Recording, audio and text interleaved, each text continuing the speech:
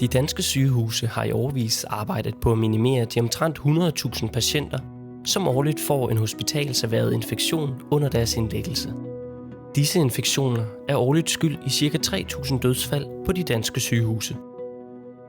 En af kilderne til disse infektioner er smitte mellem brugere af toilet og baderum.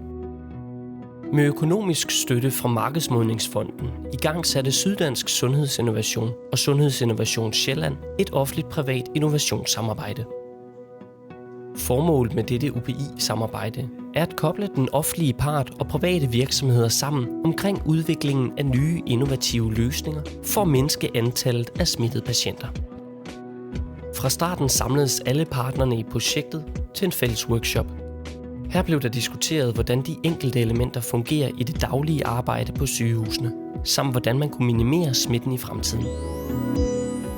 Med udgangspunkt i alle de her workshops, der har været afholdt, hvor der har været en masse kyndige brugere inde og give deres besøg med, så har vi så forsøgt at tage det bedste af det ud, lave nogle teknologier, hvor vi har prøvet at imødekomme brugernes ønske, bygget det her toiletmodul som et resultat af de workshops, som alle sammen har et sigte og prøver at nedbringe smitten fra den enkelte bruger til den næste bruger.